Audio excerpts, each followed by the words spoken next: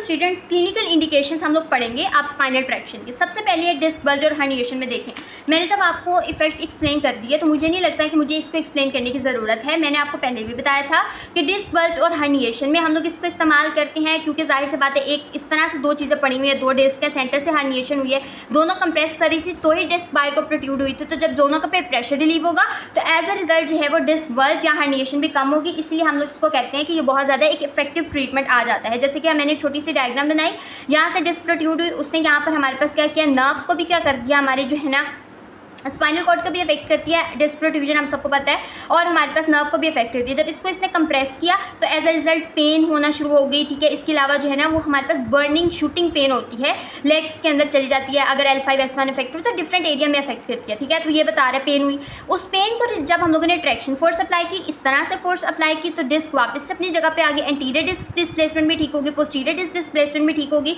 तो as a result nerve compression भी relieve हो गया। इसलिए हम कहते हैं कि traction is a treatment of in disc bulge, जो कि हमारे पास क्या होते हैं, बहुत कम लेवल के होता है। अगर बहुत ज़्यादा है तो वो उसके लिए तो ऑब्वियसली सर्जरी रिक्वायर है, बहुत हायर स्टेजेस पे है तो भी सर्जरी रिक्वायर होती है, लेकिन अगर माइल्डर है, ठीक है, इनिशियल स्टेजेस में है तो ये हेल्प आउट कर सकता है। उसके बाद हमारे पास आ जाती है nerve root impingement. Nerve root impingement देखिए, इसी को मैंने एक्सप्लेन कर दिया तो नर्व रूट इम्पिंजमेंट को तो एक्सप्लेन करने की ज़रूरत ही नहीं है। तो traction is the treatment of the choice for joint pain arising from the nerve root impingement, जो कि मैंने आपको ऊपर थोड़ा सा एक्सप्लेन कर दिया था। उसके बाद हमारे पास आता है जॉइंट हाइपोमोबिलिटी। देखिए मैंने आपको पीछे भी बताया था कि ये क्या हेल्प करती है, ट्रैक्शन का एक इफेक्ट था कि जॉइंट मोबिलाइजेशन में हेल्प करती है, ठीक है। तो एज अ रिजल्ट हमारे पास हम इसको क्या कहते हैं कि ये जॉइंट हाइपोमोबिलिटी को भी ठीक करती है, या फिर हमारे पास हमने पता था कि इलोंगेट करके जिसकी वजह से ROM भी इंक्रीज हो रही थी, जो कि मैंने आपको यहाँ पर पीछे बताया भी था, ठीक है। तो वही इफेक्ट इसके अंदर इस्तेमाल हो रहा है। जॉइंट हाइपोमोबिलिटी हो रही है तो हमारे पास ये ग्लाइड कर रही है या डिस्ट्रैक्ट करती है स्पाइनल फेसिड जॉइंट को, ठीक है, और सॉफ्ट टिश्यू का एज अ रिजल्ट जो है वो स्ट्रेच करती है, जिसकी वजह से इसका जो एक जनरल इफेक्ट आता है वो जॉइंट हाइपोमोबिलिटी जो है ना वो ठीक हो जाती है। इसलिए हम इसको यहाँ पर जो है ना वो यूज़ कर रहे होते हैं। हाइपोमोबिलिटी से मुराद हम सबको पता है रेंज ऑफ मोशन कम है, और हाइपोमोबिलिटी को ट्रीट करने के लिए हम लोग एक बेसिक ट्रीटमेंट बट स्ट्रेचिंग यानी इलोंगेशन, तो इसमें हेल्प कर रही है। उसके बाद सब एक्यूट जॉइंट इन्फ्लेमेशन अगर प्रेजेंट है तो सब एक्यूट जॉइंट इन्फ्लेमेशन है, सब एक्यूट है, एक्यूट नहीं है। एक्यूट इन्फ्लेमेशन में हम लोग कभी भी नहीं यूज़ करते क्योंकि उससे पेन इंक्रीज जाती है। अगर सब एक्यूट इन्फ्लेमेशन है और पेन है तो उसको हम लोग पेन गेटिंग के थ्रू इस्तेमाल कर सकते हैं, ठीक है। पेन गेटिंग मैंने आपको पीछे बताया था, लार्ज मैकेनो रिसेप्टर्स एक्टिवेट होते हैं पेन गेट के थ्रू, ये जो है ना हेल्प करती है पेन रिलीव करने में, ठीक है। और एज अ रिजल्ट हमारे पास जो स्ट्रक्चर है उनके ऊपर जो है ना इन्फ्लेमेशन की वजह से नर्व्स के ऊपर किसी चीज़ के ऊपर प्रेशर आ रहा है तो उसको रिलीव करने के लिए भी जो है ना ये हेल्पफुल हो सकती है। उसके बाद पैरास्पाइनल मसल्स, पीछे हम लोगों ने पढ़ा था कि हमारे पास रिलैक्स करती है पैरास्पाइनल मसल्स को। तो जाहिर सी बात है एक चीज़ अगर पैरास्पाइनल मसल को रिलैक्स कर रही है तो ऑब्वियसली हम क्यों नहीं उसको यूज़ करेंगे पैरास्पाइनल मसल्स स्पैज्म के अंदर, ठीक है। स्टैटिक ट्रैक्शन यूज़ करेंगे, ठीक है, वो इसके अंदर हेल्पफुल होती है, या फिर रिपीटेटिव अगर आप अप्लाई करें तो वो इसके अंदर हेल्पफुल होती है। किस तरह से, क्योंकि वो डिप्रेस कर देती है मोनोसाइनेप्टिक रिस्पॉन्स को। मोनोसाइनेप्टिक रिस्पॉन्स यानी हमारे पास स्ट्रेच रिफ्लेक्स को क्या कर देती है, डिप्रेस कर देती है, जिसकी वजह से हमारे पास अल्फा मोटर न्यूरॉन की फायरिंग इनहिबिट होती है, स्पैज्म रिलीफ होता है, पेन साइकिल जो है ना वो स्टॉप हो जाती है, ठीक है। उसके बाद हमारे पास क्या है, कॉन्ट्राइंडिकेशंस है। वो कहते हैं ऐसी कंडीशंस जिसमें हमारे पास मोशन कॉन्ट्राइंडिकेटेड है, यानी पेशेंट को हम लोगों ने कहा है कि अब आपने जो है ना वो मूव नहीं करना, आपने रेस्ट पे रहना है, ठीक है। तो उस केस में हम लोग कॉन्ट्राइंडिकेट करते हैं ट्रैक्शन को। उसकी कुछ रीजंस है। पहली बात है कि अगर तो वो मोशन जो है वो कॉन्ट्राइंडिकेटेड है अनस्टेबल फ्रैक्चर की वजह से, या फिर स्पाइनल कॉर्ड सीवियर कंप्रेशन है तो भी हम इसको अप्लाई नहीं करते, या फिर हमारे पास स्पाइनल सर्जरी के फ़ौरन बाद ही आपने ट्रैक्शन अप्लाई करना शुरू नहीं कर देनी होती। उसके बाद वो कहते हैं कि अगर हम लोग बात करते हैं एक्यूट इंजरी और इन्फ्लेमेशन की, तो मैंने आपको पहले ही बता दिया था, ट्रॉमा या सर्जरी के बाद, या फिर ऐसी कंडीशंस जैसे कि जॉइंट डिजीज़ है, रूमेटॉइड आर्थराइटिस की इन्फ्लेमेटरी स्टेजेस हैं, ऑस्टियोआर्थराइटिस की डिजीज़ है, तो भी उसके अंदर आप ट्रैक्शन अप्लाई नहीं करते हैं, ठीक है। उसके बाद क्या है, हाइपर मोबाइल और अनस्टेबल जॉइंट है। पीछे हमने एक इफेक्ट पढ़ा था, दैट वाज हाइपोमोबिलिटी, ठीक है। हाइपोमोबिलिटी में हम इसको यूज़ कर रहे थे क्योंकि हमने कहा था कि ये मोबिलिटी को इंप्रूव करती है। अब हाइपर मोबाइल ऑलरेडी जॉइंट है, उसकी मोबिलिटी ऑलरेडी इंक्रीज हुई है, और ऊपर से आप उसको और ट्रैक्शन लगा रहे हैं जो कि ऑलरेडी जो है वो उसकी मोबिलिटी को इंप्रूव कर सकती है, तो दैट में बी डैमेजिंग, ठीक है। तो हमारे पास फॉर एग्जांपल सर्जरी है, फ्रैक्शन में हमारे पास में हाइपर मोबाइल हो सकता है ए पर्सन, या फिर जो हमारे पास रिलैक्सिन लेवल हाई होता है प्रेगनेंसी में, उसके केस के अंदर हाइपर मोबिलिटी हो सकती है। पुअर पोस्चर की वजह से हमारे पास पोस्टीरियर लिगामेंट हाइपर मोबाइल हो सकते हैं, ये जॉइंट हाइपर मोबाइल हो सकते हैं,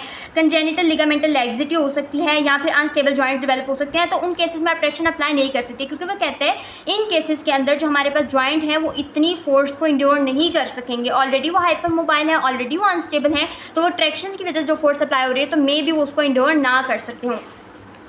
पेरिफेरलाइजेशन ऑफ द सिम्टम। देखें, अगर हमारे पास ट्रैक्शन जैसे ही हमने अप्लाई किया और हमें लगा कि ट्रैक्शन अप्लाई करने से वो सिम्टम्स जो हैं वो ज़्यादा ख़राब हो रही हैं, या फिर जो वो सिम्टम्स हैं हमारे आर्म्स के अंदर जा रही हैं या लेग्स के अंदर पेशेंट को पेन होना शुरू हो गया है ट्रैक्शन अप्लाई करने के बाद, तो हो सकता है कि वो डिस्क प्रोट्रूजन ठीक होने के बजाय ज़्यादा ख़राब हो गई। तो आप लोग जो है पेरिफेरलाइजेशन ऑफ सिम्टम पेशेंट को है तो आप ट्रैक्शन को अवॉइड करते हैं, तब हम अप्लाई नहीं करते अगर ट्रैक्शन अप्लाई करने के बाद पेरिफेरलाइजेशन ऑफ द सिम्टम हो रही है।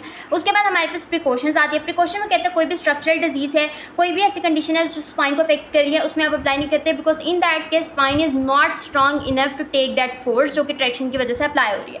उसके बाद वो कहते हैं कि व्हेन प्रेशर और बेल्ट में भी हैज़ार्डियस, ठीक है, इसके दो रीजन है। या फिर प्रेगनेंसी में हम लोग जो है वो ट्रैक्शन बेल्ट अप्लाई नहीं करते अगर हम वो ट्रैक्शन अप्लाई कर रहे होते हैं, कौन सी, मैकेनिकल, ठीक है। या फिर हम लोग जो है ना वो अगर पेशेंट को हियाटल हर्निया है या फिर जो है वो उसको इंग्वाइनल हर्निया, तो भी हम इसको यूज़ नहीं करते बिकॉज बेल्ट में भी अनकम्फर्टेबल, उस केस में हम लोग जो है ये ट्रैक्शन, या फिर अगर लंबर ट्रैक्शन उसमें अप्लाई नहीं करते, या अगर पेशेंट को रेस्पिरेटरी इश्यूज़ आ रहे हैं तो उस केसेस में ब्रीदिंग की प्रॉब्लम है तो हम लोग सर्वाइकल ट्रैक्शन के लिए वो बेल्ट उस जगह पे प्लेस नहीं करते और हम थोड़ी सी प्रिकॉशंस देते हैं, ठीक है। लंबर बेल्ट यूज़ कर सकते हैं, या फिर जो बेल्ट्स हैं उनको हम लोग इस तरह से प्लेस करते हैं, फेमोरल ट्रायंगल में डिफरेंट एंगल में हम रख सकते हैं, उसके अबाव प्लेस करते हैं ताकि पेशेंट को जो है ना, या उसके अबाव या बिलो हम लोग उस प्लेसमेंट देखते हैं हर्निया की कहाँ है, उसके अकॉर्डिंगली हम पेशेंट को अप्लाई करते हैं, ठीक है। प्रिकॉशन से इसलिए हम लोग कह रहे हैं कि इसमें कॉन्ट्रा इंडिकेटिंग आप अप्लाई कर सकते हैं, but you need to be careful. उसके बाद displacement of the annular fragment, ठीक है। एन्युलर फ्रैगमेंट हम सबको पता है कि कौन सा जगह है, अगर तो उसकी डिस्प्लेसमेंट हो गई है, ठीक है, तो हो सकता है कि वो डिस्प्लेस होकर मजीद नर्व रूट कंप्रेशन कॉज कर दे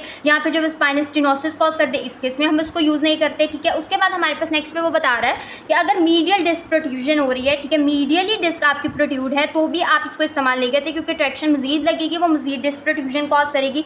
सीवियर पेन अगर एकदम से ट्रैक्शन से ठीक हो गया तो आपको थोड़ा सोचना पड़ता है, क्योंकि हो सकता है कि वो मजीद उसने और किसी रूट को कंप्रेस करती हो, या जो थोड़ी बहुत कंप्रेस थी नर्व रूट वो कंप्लीटली कंप्रेस हो जाए, तो आपने ट्रैक्शन में केयरफुली लेना है। इसलिए मुंह उठाकर हर पेशेंट को ट्रैक्शन नहीं दी जाती, ठीक है। ये हम लोगों ने अक्सर देखा होगा कि ट्रैक्शन एक बहुत सोच समझ के देने वाला ट्रीटमेंट होता है, ठीक है। उसके बाद हमारे पास क्या होता है, क्लॉस्ट्रोफोबिया अगर पेशेंट को, तो पेशेंट के ऊपर जब आप बेल्ट लगा रहे हैं तो पेशेंट उससे जो है ना वो बहुत बुरी तरह से रिस्पॉन्ड कर देता है, ठीक है, अनकंफर्टेबल हो सकता है, तो आपने उसमें भी उसका ख्याल रखना है, ठीक है। When the patient can not tolerate the prone या स्पाइन पोजीशन, किसी भी वजह से यूजुअली स्पाइन पोजीशन पेशेंट नहीं टॉलरेट कर पाता, जब पेशेंट जो है गैस्ट्रोएसोफेजियल रिफ्लक्स डिजीज से सफ़र कर रहा होता है या फिर उसके बैक के अंदर कोई इस तरह का इशू है कि वो लेट नहीं सकता प्रोन पोजीशन में, तब आप उसकी पोजीशन को मॉडिफाई कर लेते हैं। अगर वो प्रोन में नहीं लेट रहा, आपने लंबर अप्लाई करनी है तो आप लंबर रोल्स यूज़ कर सकते हैं, ठीक है। अगर आप सर्वाइकल अप्लाई करें तो सर्वाइकल के लिए तो हमारे पास over the door cervical traction होती हैं, फिर इसके अलावा हमारे पास सिटिंग पोजीशन भी ट्रैक्शन उसमें अप्लाई की जा सकती है। डिसओरिएंटेशन हो रही है, अगर पेशेंट ऑलरेडी डिसओरिएंटेशन है, ओरिएंट का शिकार है, एक साइकोलॉजिकल इशू है, तो ठीक है, या फिर हमारे पास जो है और भी हमारे पास मोशन सिकनेस वगैरह भी इसके अंदर आती है, ठीक है। अगर पेशेंट इस तरह की डिसओरिएंटेशन का शिकार तो हो सकता है कि वो मजीद उस जो बेड्स वगैरह उसके अंदर अपने आप को होल्ड कर लेगा, इसलिए हम लोग उसको प्रिकॉशन से यूज़ करते हैं। TMJ की प्रॉब्लम्स हैं, टेम्पोरोमैंडिबुलर जॉइंट प्रॉब्लम, ये डेंचर्स अगर उसको लगे हुए तब भी हम अप्लाई नहीं करते, बिकॉज या फिर अगर हम अप्लाई भी करें तो हम लोग थोड़ी सी प्रिकॉशन से ये लेते हैं कि जो भी बेल्ट्स वगैरह हम अप्लाई करें वो हम इस तरह से अप्लाई करें, या स्पाइक हॉल्टर्स वगैरह जब भी हम अप्लाई करें तो हम इस तरह से अप्लाई करते हैं कि पेशेंट को वहाँ पर पेन ना हो, वो चीज़ मजीद जो कंडीशन ख़राब थी वो ज़्यादा ख़राब ना हो जाए, ठीक है। तो हम लोगों ने ये ट्रैक्शन पढ़ा था। ट्रैक्शन बहुत ही आसान टॉपिक है, बहुत ही छोटा सा टॉपिक है, मेन बातें हैं, इफेक्ट्स हैं, कॉन्ट्रा इंडिकेशन, इंडिकेशंस हैं। हम एक बार रिवाइज करते हैं। ट्रैक्शन ऐसी फोर्स जो कि सेपरेट करती है जॉइंट सरफेसेस को या फिर उनको इलॉन्गेट करती है, उसको हम ट्रैक्शन कहते हैं। किस लिए इस्तेमाल हो सकती है, जॉइंट डिस्ट्रैक्शन के लिए इस्तेमाल होते हैं, जिसमें हम लोगों ने फेसियल जॉइंट के बारे में डिटेल में पढ़ा था। उसके बाद रिडक्शन करती है डिस्क प्रोट्रूजन की, नर्व रूट इम्पिंजमेंट में हमने पढ़ा था, सॉफ्ट टिश्यू स्ट्रेचिंग में हमने कहा इस्तेमाल कर सकते हैं, मसल रिलैक्सेशन में इस्तेमाल करते हैं, जॉइंट मोबिलाइजेशन में इस्तेमाल करते हैं, पेशेंट को अगर इमोबिलाइज करना है तो वो इस्तेमाल कर सकते हैं। तो ये हम लोगों ने इसके बारे में कुछ पढ़ा, कुछ बातें मेन डिस्कस की, ठीक है। अब हम नेक्स्ट पार्ट में कोई एक नेक्स्ट इंपॉर्टेंट मोडेलिटी जो है वो डिस्कस करेंगे। Thank you so much.